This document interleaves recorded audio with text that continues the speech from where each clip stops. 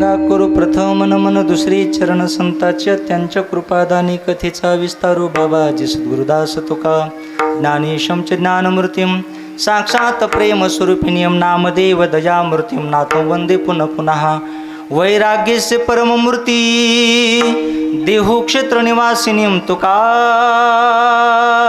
महाराष्ट्रम भक्तराज चतुष्टकम वक्रतुंड महाकाय सूर्यकोटि समप्रभ निर्विघ्नं कुरु मे देव सर्वकार्येषु सर्वदा शरदिन्दु समाकारे परब्रह्म स्वरूपिणी वासरा पीठनिलये सरस्वती नमोस्तुते गुरुर्ब्रह्मा गुरुर्विष्णु गुरुर्देव महेश्वरा गुरुर्साक्षात् परब्रह्म तस्मै श्री गुरुवे नमः मनोजवं मारुततुल्य वेगं जितेन्द्रिय बुद्धिमतां वरिष्ठं वातात्मजं मुख्यं श्रीरामदूतं शरणं प्रपद्ये।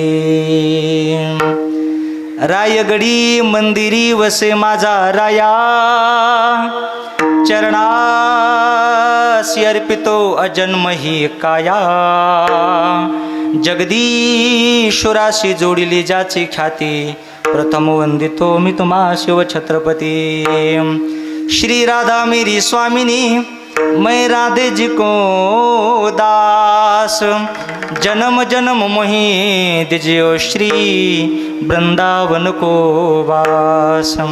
मुक्ति कहे गोपाल से मेरी मुक्ति बताओ ब्रज रज और मस्तक लगी मुक्ति मुक्त हो जाए विठ्ठल।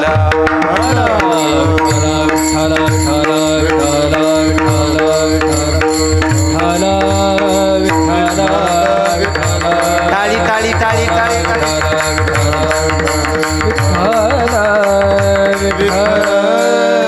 वैष्णव तो जया अवघी देवावरी माया नाही अनेक प्रमाण तन धन तृण जन। प्रस्तुत प्राप्त प्रसंगी कीर्तनरूपी सेवेकरिता निवडलेला अभंग महान भगवत भक्त देऊचे सुप्रसिद्ध साधू वैराग्याचे मूर्तिमंत पुतळे वारकरी संप्रदायाच्या कलशस्थानी विराजमान असणारे पंचम पुरुषार्थ पंचम वेद निर्माते नयने जगाचा संसार सुखाचा व्हावा याकरता स्वतःच्या संसाराची आहुती देणारे जगमान्य जगवंदे जगद्गुरु तुकोबाराय यांचा 4 चरणाचा अभंग आहे।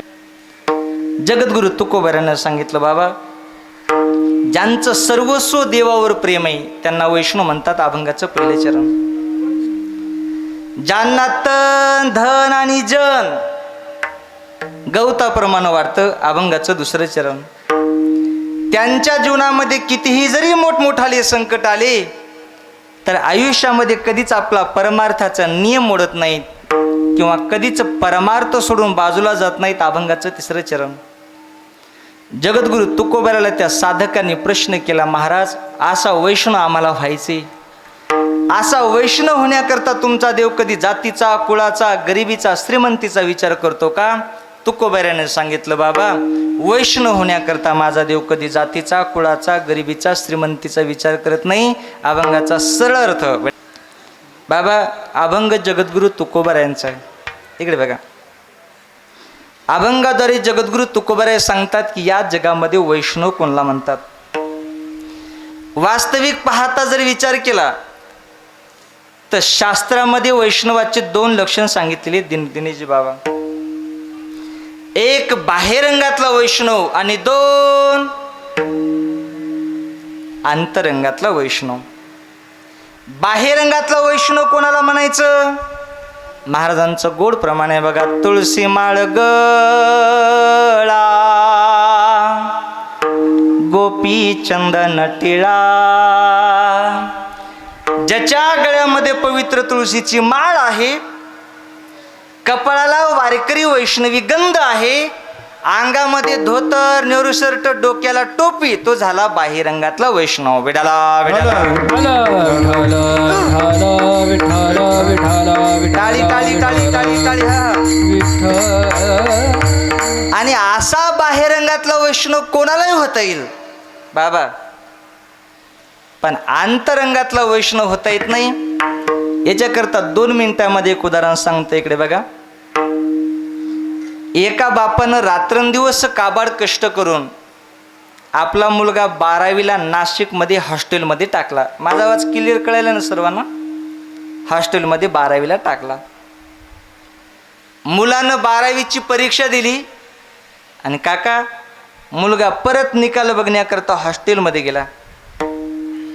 गुरुजीनं मुलाच्या हातामध्ये निकालपत्र दिलं. मुलानं निकालपत्र बघितलं तर पोरो, तुमचा अंदाज मुलगा पास झाला असन का नापास झाला असन रे? बोला ना. मुलगा झाला नापास. हेच ऐकायचं होतं मला. मुलानं असा विचार केला, आपल्या बापानं रात्रंदिवस काबाड कष्ट केले ना आपल्याला हॉस्टेलमध्ये टाकले,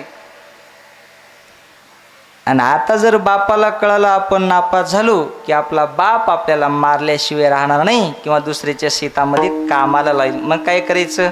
पोरानं विचार केला, इकडून इकडंच पुण्याला कंपनीत कामाला जाऊ म्हणला महाराज. रात्रीच्या 6 वाजता नाशिकच्या बसस्टँडमधून एस टीमध्ये बसला तर सकाळच्या 6 वाजता पुण्याच्या बसस्टँडला उतरला. एक छोटासा मुलगा पेपर विकू लागला. Paper paper paper paper paper 2 रुपयाचा पेपर वाचण्याकरता विकत घेतला आणि पेपर वाचत असताना त्यांना अशी खाली जाहिरात वाचली, आमच्या इथे 10वी 12वी पास नापास विद्यार्थ्यांना नोकरी दिल्या जाईल, पगार 10,000 रुपये महिना. पोरगा म्हणला, उजळले भाग्य. पोरानं पत्ता पाहिला आणि मुलगा त्या मालकाकडे गेला. मालक, ही पेपरला आलेली जाहिरात तुमचीच? हा, आमचीच. मी तुमच्याकडे कामाला आले, चालेल चालेल. मी 12वीला नापास आहे तरी चालेल. त्या मुलाने विचारलं, नेमकं तुमच्या कंपनीमध्ये काय काम आहे? त्या मालकानं सांगितलं, सोपं काम आहे, आमचं प्राणी संग्रहालय. प्राणी संग्रहालय कळते ना सर्व ना? आणि आमच्या प्राणी संग्रहालयामधला 5 दिवस झाला अस्वल मेलाय. त्या अस्वलाच्या अंगावरची कातडी आम्ही काढून ठेवली. काही नाही, दररोज सकाळी 8 वाजेपासून तर रात्रीच्या 8 वाजेपर्यंत अस्वलाची कातडी अंगावर घ्यायची ना अस्वलाच्या पिंजऱ्यामध्ये बसायचं. पगार 10,000 रुपये महिना. पोरगा म्हणला, करतो ना, त्याला काय लागलं?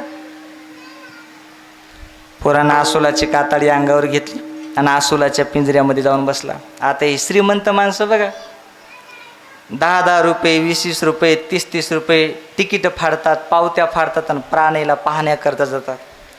आणि नुसते जात नाहीत, जात असताना बिस्किटं घेऊन जातात, फळं घेऊन जातात, कारण श्रीमंत माणसाचं प्राण्यावर जास्त प्रेम असते.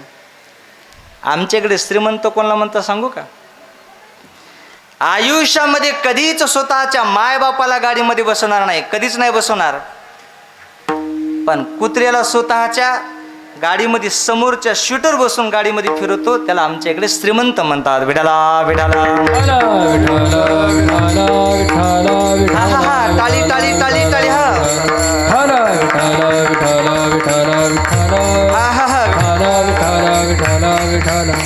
तुमच्या इकडे कोणाला म्हणतात श्रीमंत? यांनाच ना?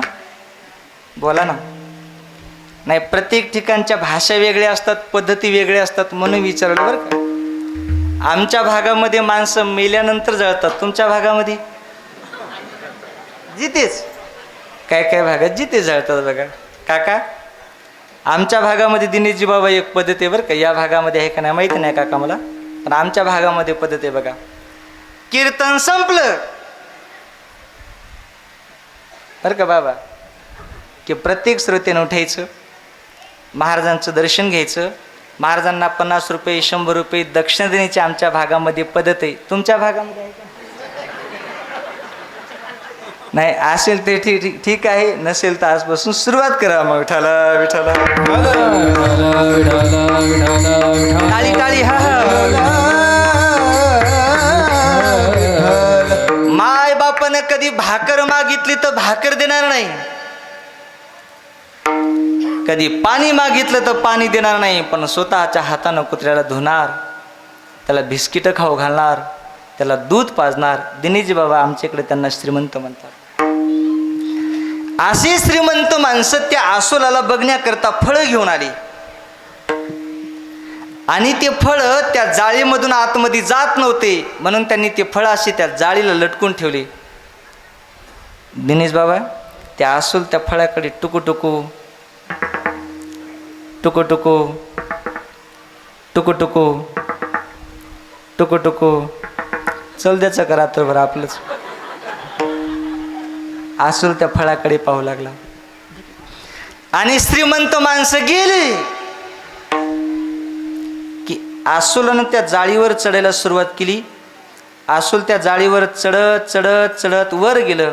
आसूलानं ते फळ स्वतःच्या हातामध्ये घेतले आणि आसूल खाली उतरत असताना आसूलाचा सहज हात निसटला आणि तसं आसूल एकदम जवळच्या वाघाच्या पिंजऱ्यामध्ये पडलं. महाराज, जसं आसूल वाघाच्या पिंजऱ्यामध्ये पडलं तसं एकदम तिकून वाघानं पाहिलं आणि इकून आसूलानं पाहिलं. दोघाची नजरानजर झाली की आसूलाचं लटबाई लटण कष्टाफितच झालं. महाराज, वाघ तिकून झापा टाकतच आला. बाबा, आसूलाने विचार केला आता राहत नाही म्हणे, आता मरतो म्हणे. महाराज, वाघ जवळ जवळ जवळ जवळ आला आणि वाघानं आपलं तोंड आसूलाच्या नरड्यापर्यंत नेलं. आसूल म्हणला आता आता आता आता तर नक्की नक्की नक्कीच मरतो म्हणला. महाराज, आणि परत वाघानं आसूलाच्या नरड्यापासून तोंड कानापर्यंत नेलं आणि सांगितलं बाळा घाबरू नको, तुला जसं आसूल होण्याकरता 10,000 रुपये महिना आहे ना, तसाच मला वाघ होण्याकरताही 10,000 रुपये महिना आहे. विठाल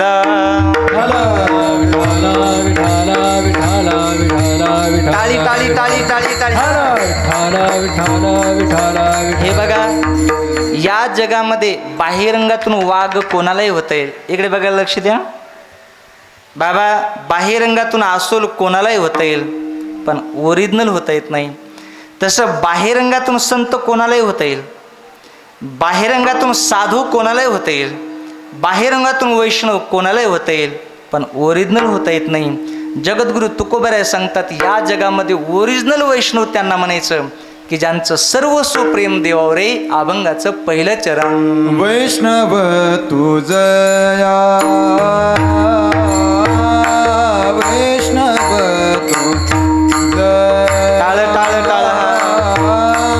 वैष्णव तो जया वा वा वा वा, जे हा. वैष्णव तो जया वैष्णव तो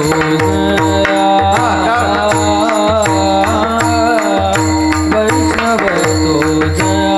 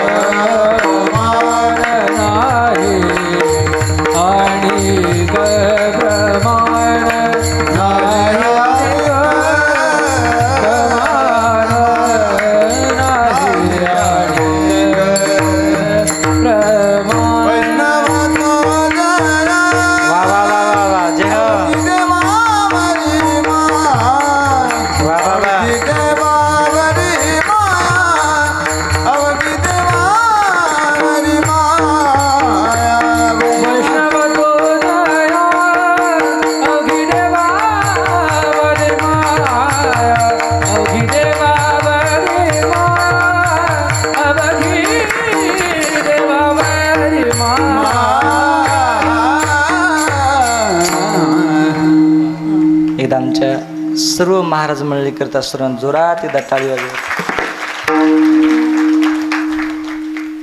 रमेश काका, पुरुष मंडळी कशी प्रेमानं टाळीच वाजवली नाही. पंडित मामा मी नेहमी सांगत असतो, महिला मंडळीच्या टाळी वाजवण्यामध्ये जे प्रेम असतं ना, ते पुरुष मंडळीच्या टाळी वाजवण्यामध्ये अजिबात नसते. तुम्हाला टाळीचा सुद्धा आवाज ऐकायचा आहे का? बघा, महिला मंडळीच्या टाळीचा आवाज बघा कसा येतो आणि पुरुष मंडळीच्या टाळीचा आवाज बघा कसा येतो. हा, महिला मंडळी वाजव बरं सर्वांना जोरात एकदा टाळी. हां, वा कुंदन बाबा, हा झाला यांच्या टाळीचा आवाज. हा, आता पुरुष मंडळी तुम्ही टाळी वाजव बरं सर्वांना जोरात येतात. हां, बघा कसा फतळक फतळक आवाज आला. हाय का टाळी वाजवण्यामध्ये प्रेम? विठ्ठल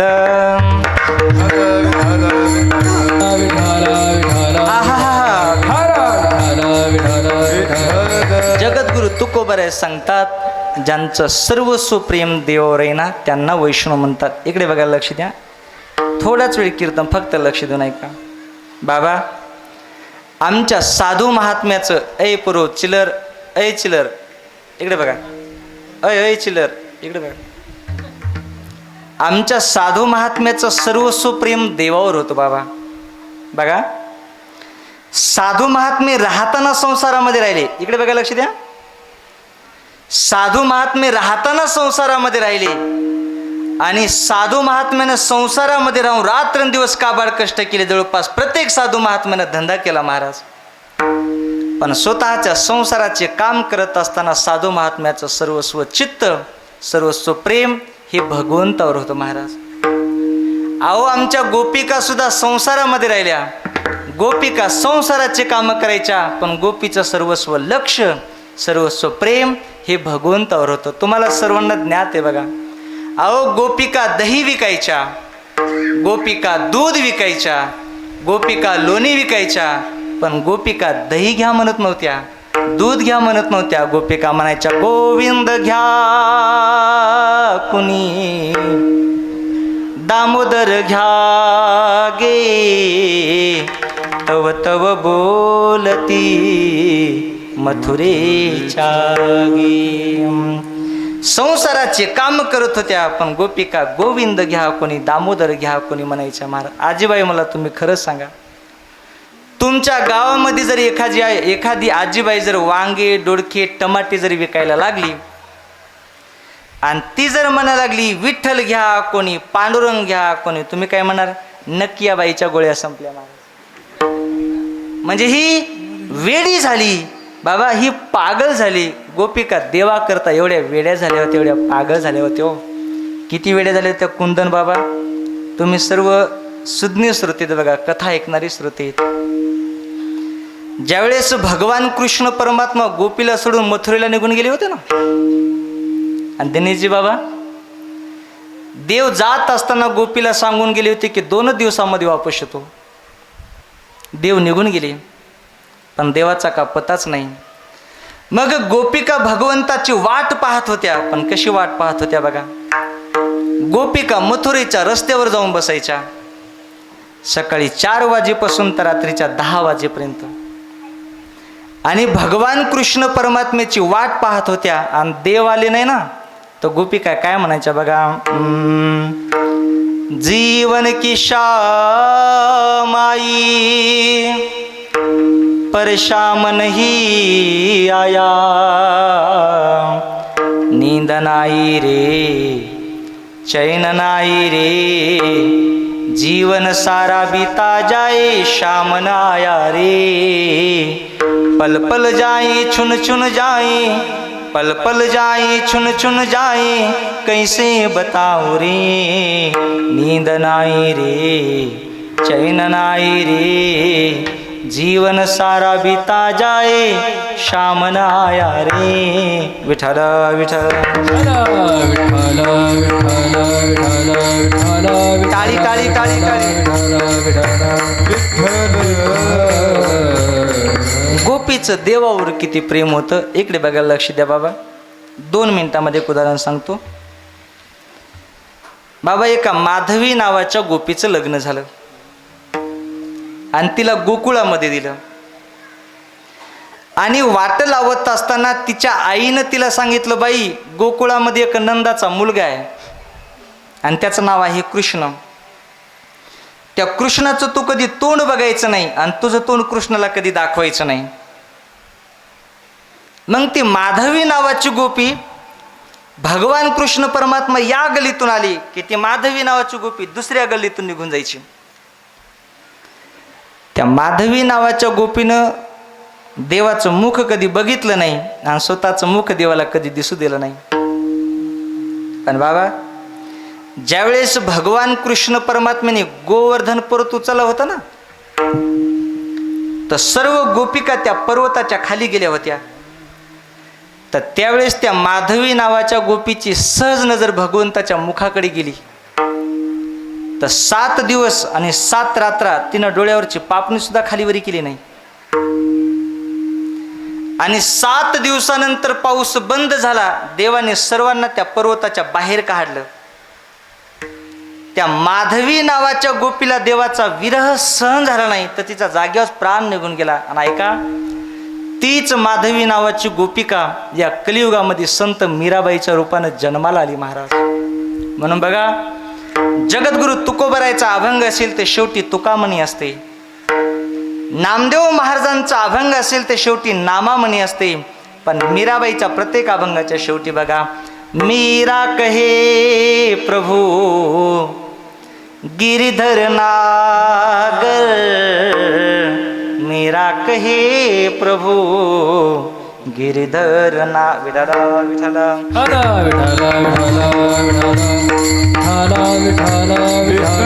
टाळी टाळी टाळी टाळी.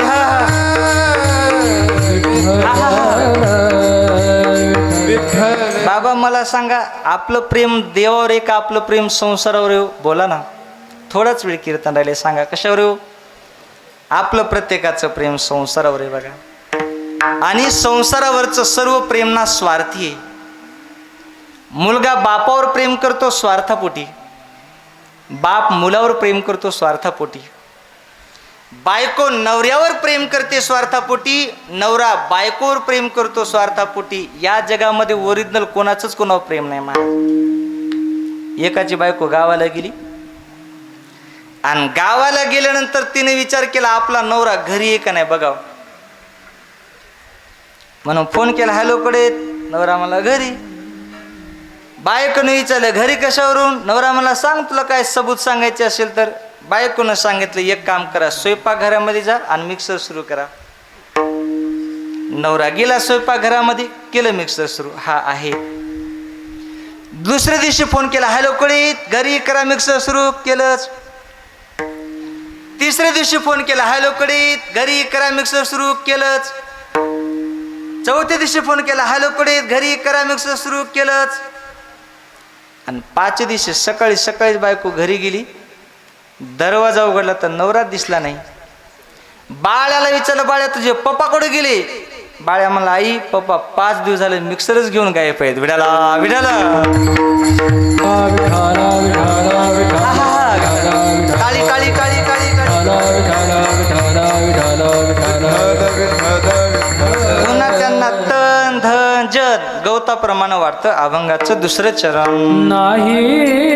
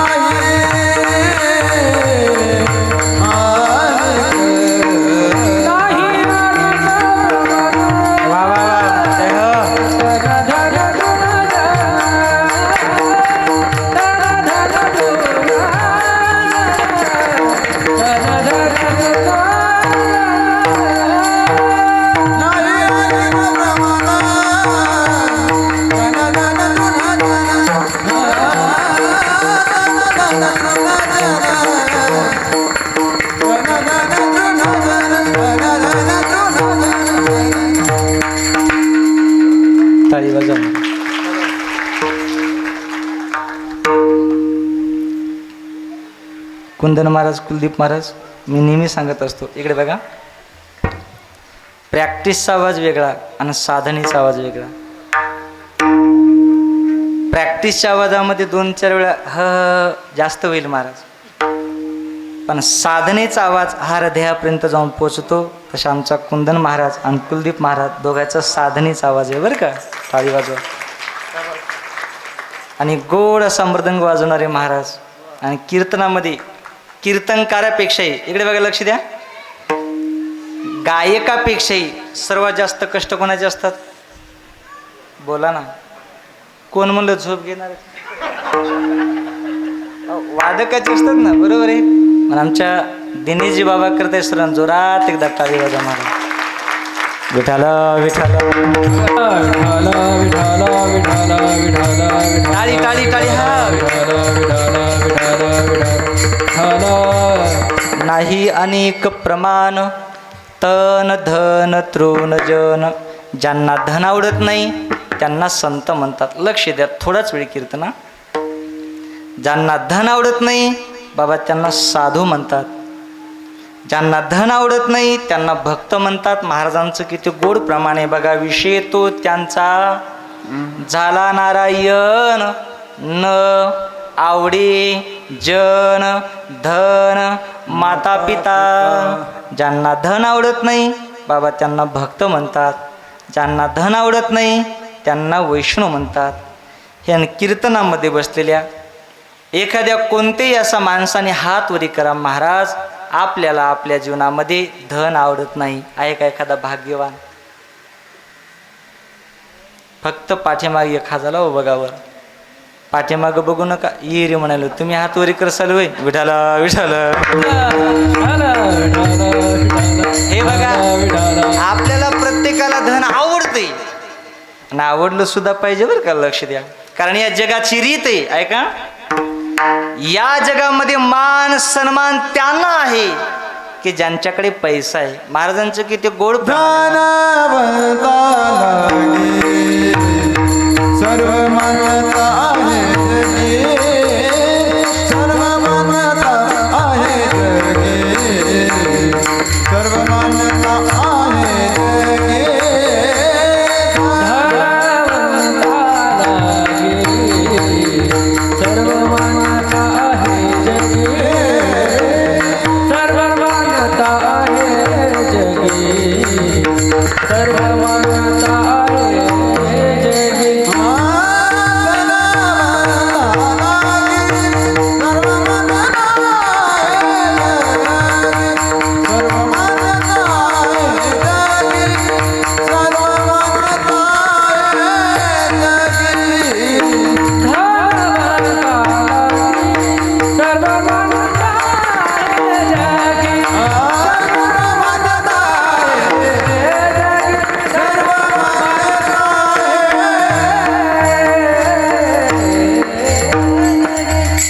धनवंता लागी सर्व मान्यता आहे जगी. माता पिता बंधुजन सर्व मानिती वचन. जोवरी चाले मोठा धंदा तवरी बहीण म्हणे दादा. किंवा कबीरदास महाराज किती गोड वर्णन करतात बघा.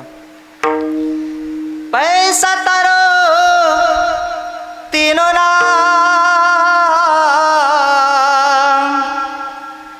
परशा परशु परसरा. एखाद्या माणसाकडे पैसाच नसावा आणि त्याचं नाव परशुराम असावा. गावातले लोक त्याला म्हणतात परशा. इथलं नाही बरं, तिकडचं सांगायला. त्याच माणसाकडे थोडा पैसा असू द्या, लोक त्याला परशु. आणि त्याच माणसाकडे भरपूर पैसा असू द्या, लोक त्याला परशुरामजी म्हणतात. विठाला विठाला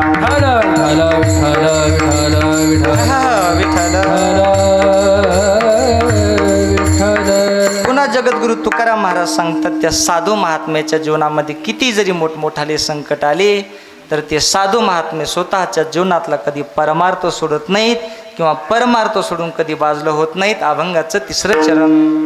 पडता जडा मारी, पडता जडा मारी,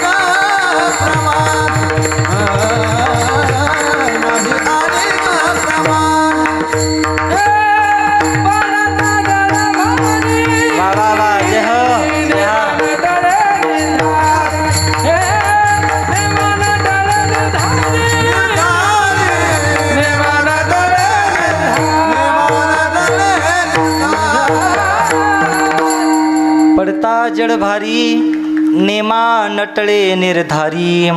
त्या साधू महात्म्याच्या जीवनामध्ये किती जरी मोठमोठाले संकट आले तर ते साधू महात्मे स्वतःच्या जीवनातला कधी परमार्थ सोडत नाहीत. इकडे बघायला लक्ष द्या. झोप घेणारे बाबा, मी तुम्हाला प्रश्न विचारतो, मला उत्तर द्या. माऊली ज्ञानोबाराच्या जीवनामध्ये संकट आले, बोला माऊली ज्ञानोबारांनी परमार्थ सोडला का हो बाबा? काका, माऊली ज्ञानोबारा जर भिक्षा मागण्याकरता गेले ना तर लोकांनी माऊली ज्ञानोबाराच्या भिक्षा पात्रामध्ये शेण टाकलं, लोकांनी माऊली ज्ञानोबाराला शेण फेकून मारलं. आणि आज आम्ही त्याच माऊली ज्ञानोबाराचं नाव घेतो दिनेशजी बाबा, तर लोक आज आपल्या अंग शेंट टाकतात. आता थोड्या दिवसाखाली माझं पंढरपूरजवळ कीर्तन होतं, त्या इंदापूरजवळ कुलदीप बाबा महाराज. आणि कीर्तन सुरू असताना गावातला एक कार्यकर्ता उठून उभा राहिला आणि तो असा भजनेच्या अंगावर शेंट टाकत आला आणि त्यानं माझ्या अंगावर शेंट टाकला. मी विचारलं, दादा काय आहे? काय नाही म्हटलं, महाराज शेंट आहे. शेंट आहे एवढा शब्द ऐकला की हृदय भरून आलं. विचार केला, माऊली ज्ञानोबाराच्या अंगावर लोकांनी शेण टाकलं, पण त्याच माऊली ज्ञानोबाराचं आज आम्ही नाव घेतो तर लोक आज आमच्या अंगावर शेंट टाकतात. विठाला विठाला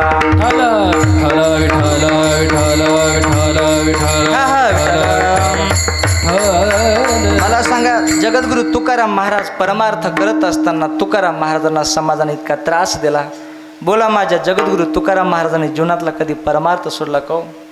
अहो, गावच्या पाटलानं जगद्गुरु तुकाराम महाराजाला मारलं. महाराज जगद्गुरु तुकोबारा काय म्हणतात बघा, कोपला पाणीला गावाची लोक, टाळ टाळ कोपला पाणीला गावाची लोक, आता मग भीक कोण घाले, आता मग भीक कोण घाले. कोपला पाटीला गावीचे हे लोक, कोपला पाटीला गावीचे हे लोक, आता मग भीक कोण घाले, आता मग भीक कोण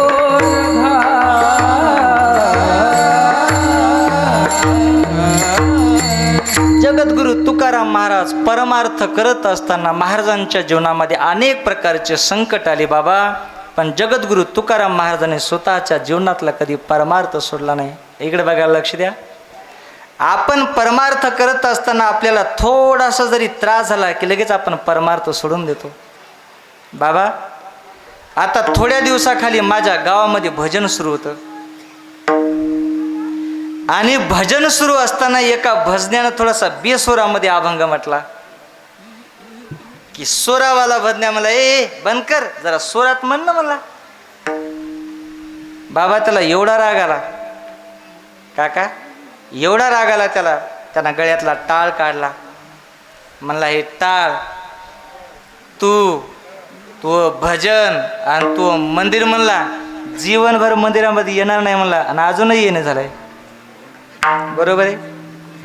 आपल्या जीवनामध्ये परमार्थ करत असताना थोडासा जरी त्रास झाला तर लगेच आपण परमार्थ सोडून देतो.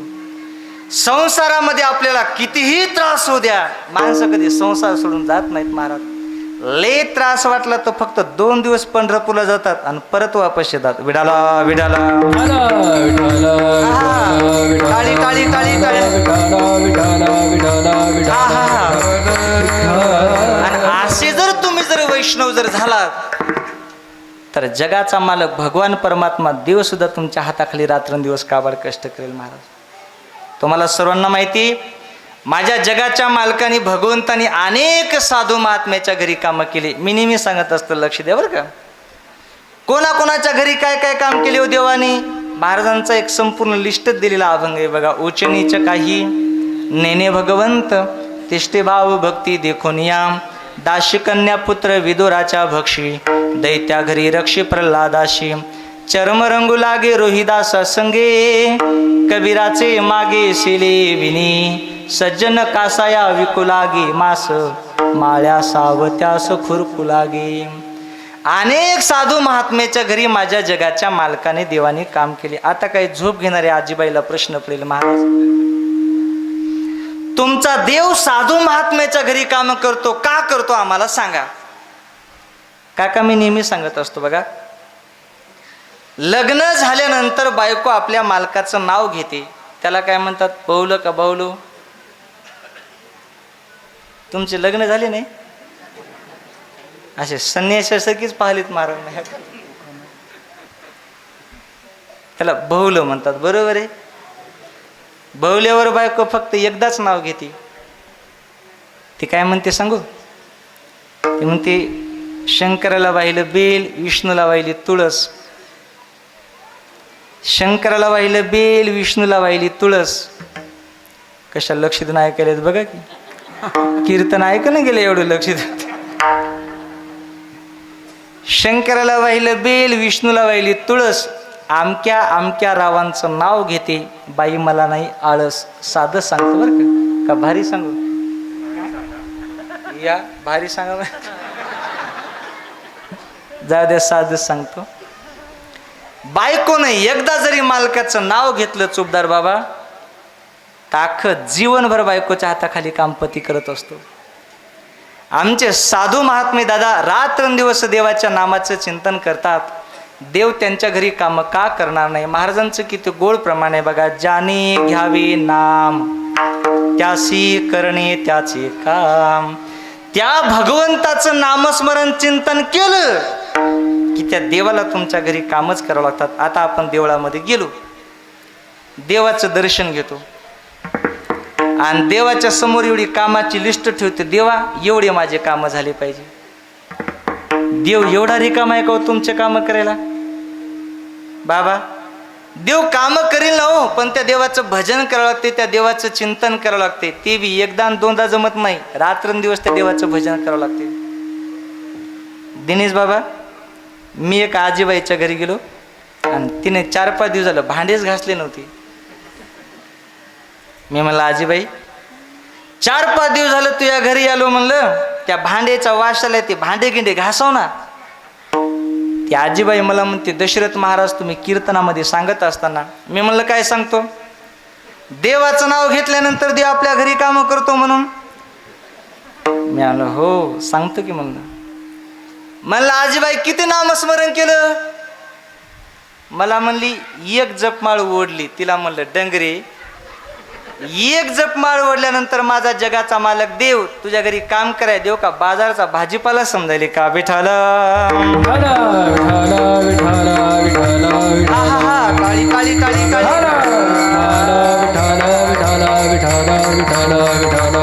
त्या भगवंताचं नामस्मरण त्या देवाचं चिंतन केलं की तो जगाचा मालक भगवान परमात्मा देव सुद्धा तुमच्या घरी काम करतो. एवढंच नाही तर तुम्ही वैष्णव, तुम्ही भक्त, तुम्ही संत जर झालात ना तर मायबापा काळावर सुद्धा तुमचा अधिकार प्राप्त होतो. आता मी तुम्हाला प्रश्न विचारतो, मला उत्तर द्या. इकडे बघा, लक्ष द्या. आता 10-15 मिनिटच राहिले. इकडे बघा बरो, आपल्या प्रश्नाचं उत्तर जर लहान मुलानं दिलं की कीर्तन संपल्याबरोबर लगेच चॉकलेट देणार बाबा. म्हाताऱ्या बाबांनी जर आपल्या प्रश्नाचं उत्तर दिलं की बाबा कटाडबी बिड्या. सांगा पोरो, उंदराला भीती कशाची. वा, घेतात काय की चॉकलेट ना जोरात. उंदराला भीती मांजराची. वा, मांजराला भीती जोरात. मांजराला भीती वा, कुत्र्याची. कुत्र्याला भीती जोरात. आता कुत्र्याला भीती वा. आता आवाज आला बघा, रेंज चांगली वाघाची. बरोबर आहे. बरं, श्रीमंत माणसाला भीती जोरात. श्रीमंत माणसाला भीती तिकून आवाज येणं झालं. चोराची. कशाची रे. हा जोरात. आता ऐका जोरात. इकडे बघा रे. हा, श्रीमंत माणसाला भीती, पुन्हा जोरात, श्रीमंत माणसाला भीती, नवऱ्याला भीती,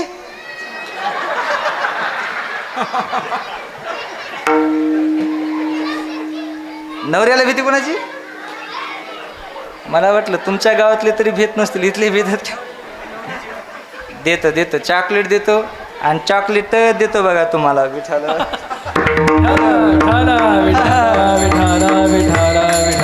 हे बघा जगातल्या प्रत्येक माणसाला भीती. लक्ष द्या इकडे बघा. एक माणूस तुकाराम महाराजाकडे गेला. महाराज, आपल्याला या जगामध्ये कोणाचीच भीती नाही, कशाचीच भीती नाही. तुकाराम महाराजांनी सांगितलं, नाही बाबा, इथं जन्माला आलेल्या प्रत्येकाला भीती आहे. आणि शेवटची भीती कशाची प्रत्येकाला? बोला ना, मरणाची, काळाची भीती. बरोबर आहे. कारण जो माणूस जन्माला आलेला आहे त्या प्रत्येक माणसाला एक ना एक दिवस मरायचे महाराज. हे बघा, जन्म हा शब्द आला काका की मरण हा शब्द सोबतच घेऊन येते माणूस. ज्याचा खाटीवर जन्म झाला त्याला एक ना एक दिवस ताटीवर जायचे. आणि ज्याचं बारसं झालं का त्याचं तेरसं निश्चित ठरलेलं आहे. एका कविकारानं किती गोड गायले बघा. जिंदगी एक किराए का घर है, एक ना एक दिन बदलाना पड़ेगा, मौत जब तुझको आवाज देगी, घर से बाहर निकलना पड़ेगा, रूठ जाएगी जब तुझसे खुशियाँ, गम के साँचे में ढलना पड़ेगा, वक्त ऐसा भी आएगा नादा, तुझको कांटो पे चलना पड़ेगा.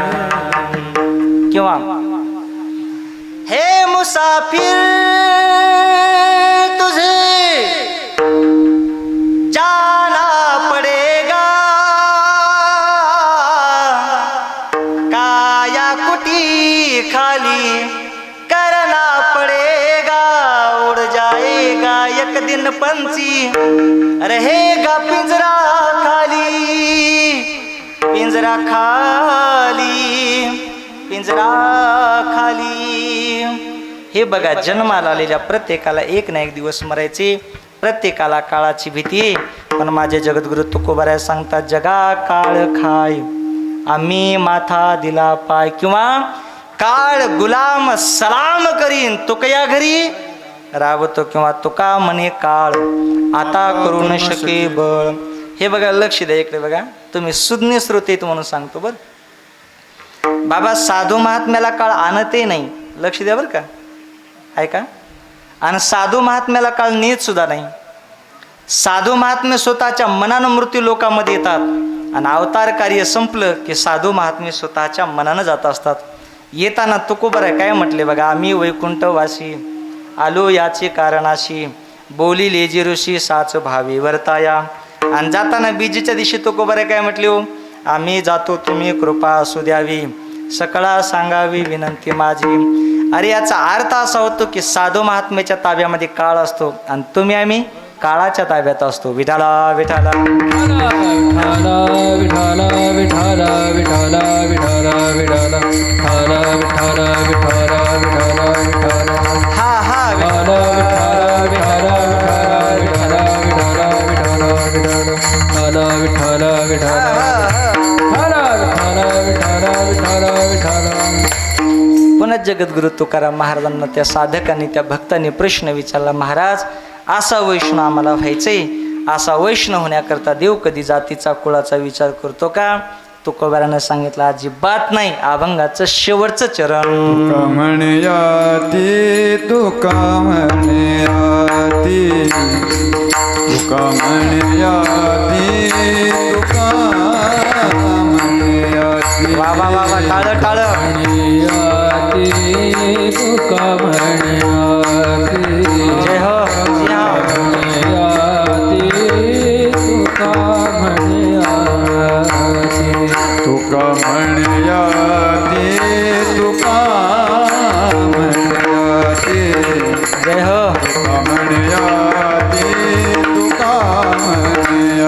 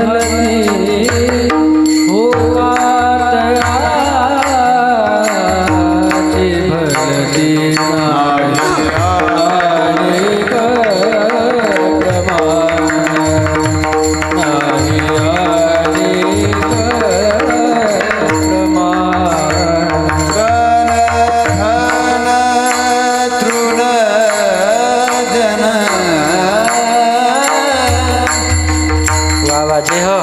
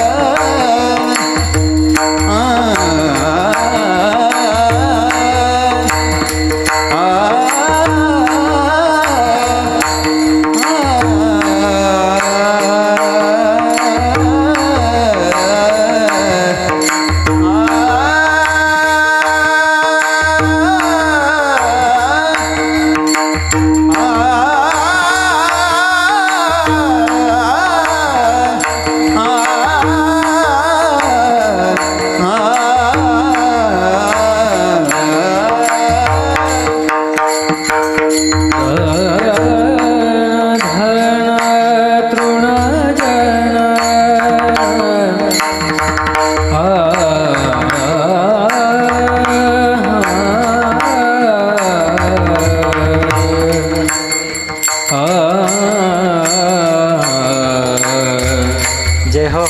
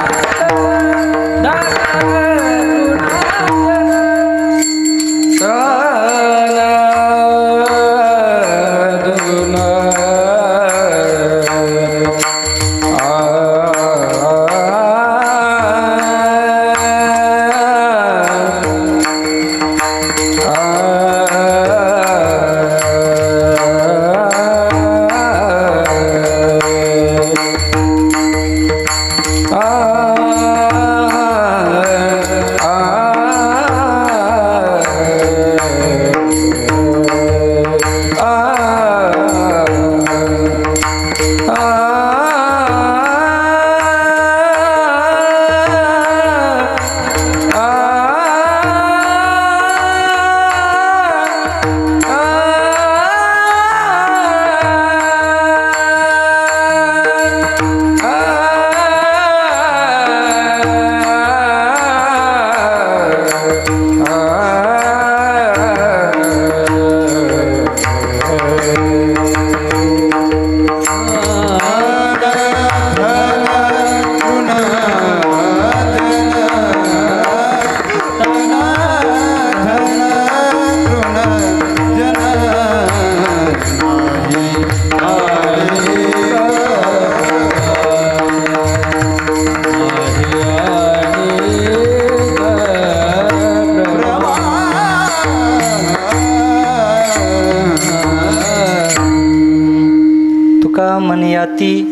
लोकातयाची भलती नाही अनेक प्रमाण तन धन तृण जन.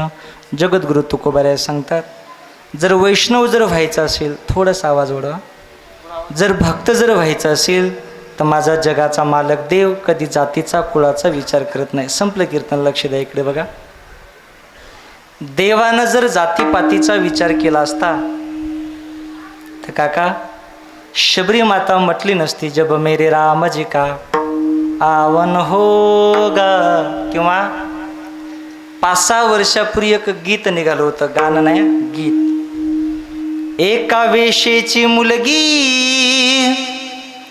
भक्ती करून धन्य झाली, कान्होपात्रेला देवाने मंदिरात जागा दिली, संत चोखोबासी जारी आहे नामदेव पायरी, धनी मलाही दाखवाना विठुरायाची पंढरी. वेश्या कुळामध्ये जन्माला येणारी मुलगी, त्या मुलीचं नाव होतं कान्होपात्रा. त्या कान्होपात्रीनं रात्रंदिवस भगवंताची बाबा भक्ती केली, तर देवानं कान्होपात्रीची जात बघितली नाही, तर स्वतःच्या मंदिरामध्ये कान्होपात्रीला जागा दिली. आजही जरी आपण देवाच्या दर्शनाकरता मंदिरामध्ये गेलो, थोडासा कमी करा, मंदिरामध्ये जर गेलो तर पहिल्यांदा आपल्याला कान्होपात्रेचं दर्शन आहे आणि नंतर माझ्या जगाच्या मालकाचं भगवंताचं दर्शन आहे. देव कधी जातीपातीचा विचार करत नाही. आणि माझ्या छत्रपती शिवाजी महाराजांनी सुद्धा राज्य करत असताना कधी जातीपातीचा विचार केला नाही. महाराज 18 पगड जाती छत्रपती शिवाजी महाराजांनी एका जागेवर केल्या आणि हे स्वराज्य निर्माण केलं. म्हणून मी नेहमी छत्रपती शिवाजी महाराजांचं एक वाक्य सांगत असतो, स्वतःला राज्य मिळावा, स्वतःला वैभव मिळावं, स्वतःला सत्ता मिळावी म्हणून देवाला दह्याचे दुधाचे तुपाचे अभिषेक करणारे हजारो नाही तर लाखो राजे जन्माला आले. पण या रयतेला स्वराज्य प्राप्त व्हावा म्हणून स्वतःच्या रक्ताचा देवाला अभिषेक करणारा या पृथ्वी तलावर एकच राजा होऊन गेला. त्या राजाचं नाव होतं छत्रपती शिवाजी महाराज. म्हणून मी माझ्या प्रत्येक कीर्तनामध्ये छत्रपती शिवाजी महाराजांचं गीत म्हणत असतो. फक्त सर्वांना एकच हात जोडून विनंती आहे, छत्रपती शिवाजी महाराजांचं गीत म्हणत असताना प्रत्येकाने इमानदारीने हाताने टाळी वाजवायची. अरे ज्या छत्रपती शिवाजी महाराजांनी स्वतःचा श्वासोना श्वास, स्वतःच्या रक्ताचा थेंब ना थेंब आपल्याकरता या समाजाकरता समर्पित केला, त्या राजांचं गीत म्हणत असताना टाळी सर्वांनी वाजवायच्या.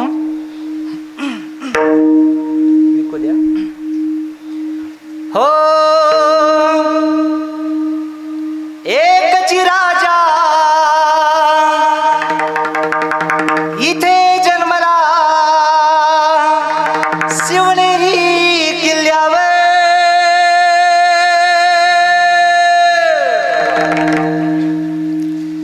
तर माझ्या राजाचं नाव गाजते गड किल्ल्याच्या दगडावर, माझ्या राजाचं नाव गाजते गड किल्ल्याच्या दगडावर.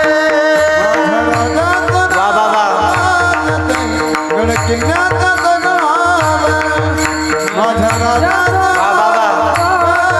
गड किल्ल्याच्या दगडावर. हे सुंदर स्वराज निर्माण केले तलवारीच्या धारेवर, तलवारीच्या धारेवर, तलवारीच्या धारेवर.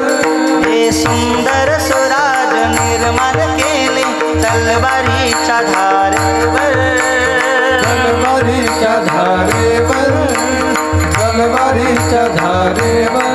हो रयतेसाठी भार झेलले आपल्या निधड्या छातीवर, आपल्या निधड्या छातीवर, आपल्या निधड्या छातीवर. प्राणपणाने लढले मावळे, प्राणपणाने लढले मावळे भरोसाच्या राजावर. माझ्या देवाचं नाव गाजते गड किल्ल्याच्या दगडावर.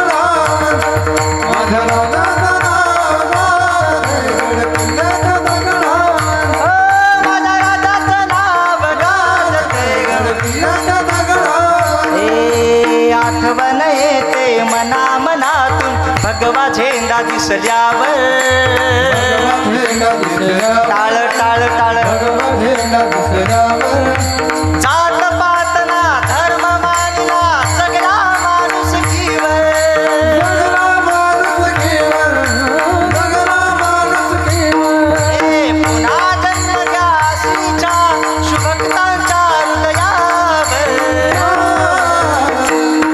माझ्या देवाचं नाव गाजते गडकिल्ल्याच्या दगडावर माझ्या देवाचं नाव गाजते गडकिल्ल्याच्या दगडावर.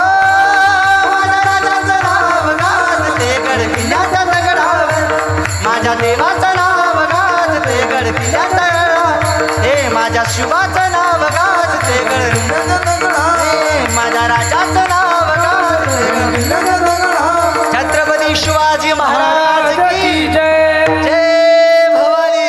जय शिवाजी.